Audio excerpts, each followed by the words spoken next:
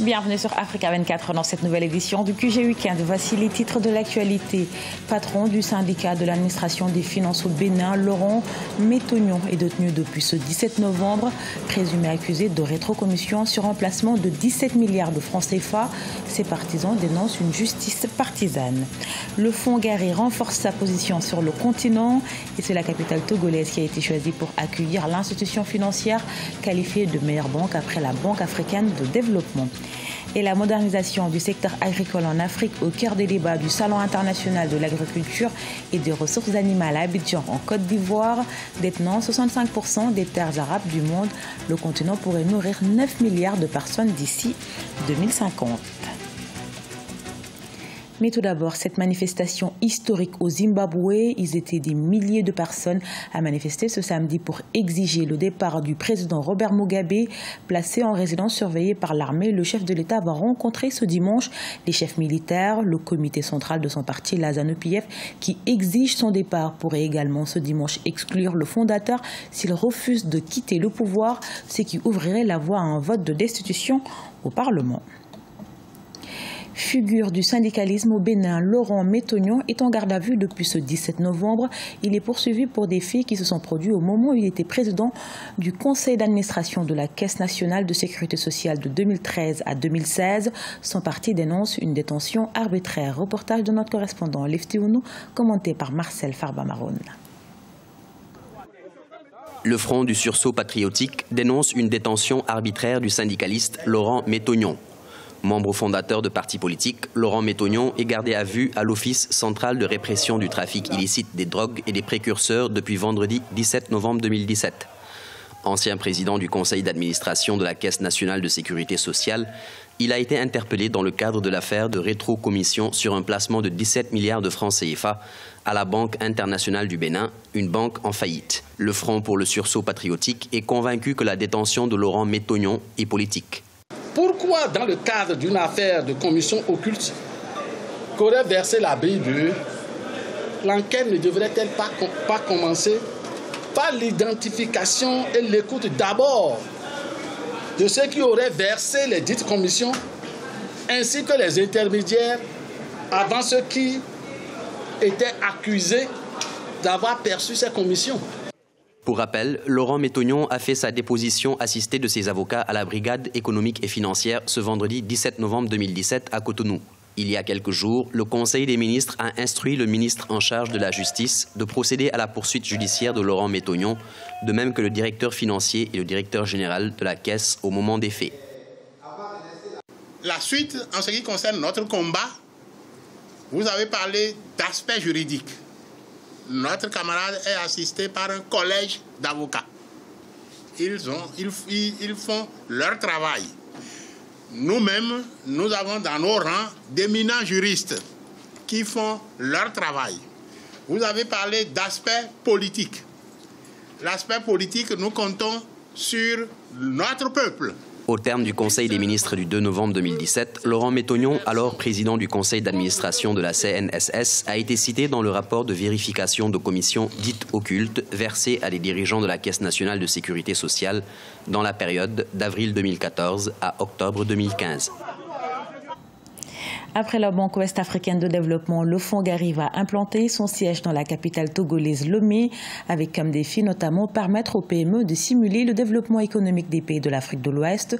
Le Fonds de garantie de financement des investissements privés dispose pour l'heure d'une possibilité de financement de 200 millions de dollars. Reportage de notre correspondante Emefa Kofi. La capitale togolaise, Lomé, est choisie pour abriter le siège régional du Fonds de garantie de financement des investissements privés. C'est le chef du gouvernement togolais, Selom Klassou, qui a procédé à la pose de la première pierre le 17 novembre.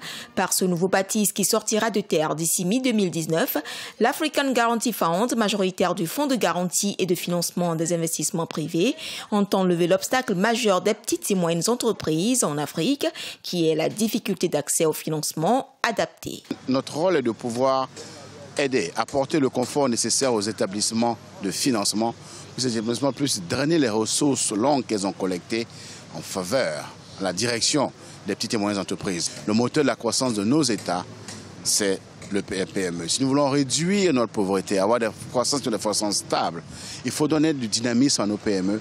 Il faut lever les obstacles auxquels elles sont confrontées, notamment l'accès au financement. Le Fonds Gari dispose pour l'heure d'une possibilité de financement de 200 millions de dollars et entend lever davantage de ressources pour passer à 300 millions de dollars.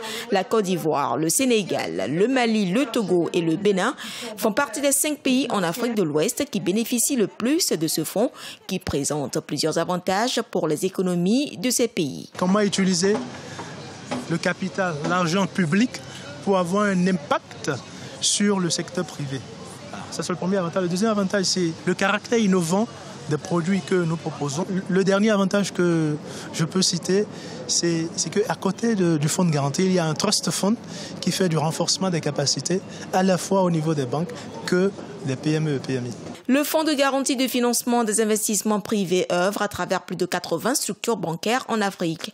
L'un de ses produits phares est la garantie verte qui met l'accent sur le partage des risques avec les banques afin que ces dernières puissent davantage financer des projets liés aux énergies renouvelables en Afrique. C'est un succès pour les autorités de la Guinée. La table ronde avec les investisseurs à Paris en France. Dans le cadre de la réalisation de son plan national de développement et social, les partenaires ont approuvé les financements pour accompagner les 53 projets identifiés par la Guinée. Sharon Camara. Les autorités guinéennes saluent la mobilisation des partenaires à Paris. Les 16 et 17 novembre 2017, le président Alpha Condé, accompagné de 16 de ses ministres, ont rencontré des partenaires et investisseurs potentiels dans le cadre de la mise en œuvre du plan national de développement économique et social 2016-2020. Un événement qui a permis une mobilisation d'environ 21 milliards de dollars d'engagement.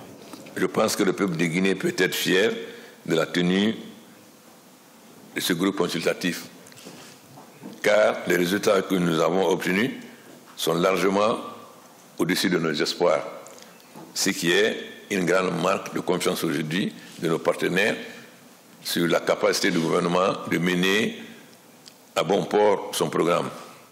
Le pays avait en effet identifié 53 projets dans les domaines de l'agriculture, de l'énergie, des mines, de l'éducation et des infrastructures. En marge de cette rencontre avec les partenaires, les autorités guinéennes ont également signé des accords de financement. Il s'agit notamment de la signature avec la Banque islamique de développement de 2 conventions de financement à hauteur de 69 millions de dollars. Les partenaires ont unanimement apprécié la qualité de l'organisation de la réunion et des documents présentés et se sont félicités des nouvelles perspectives du développement économique et social qui s'ouvrent pour la Guinée.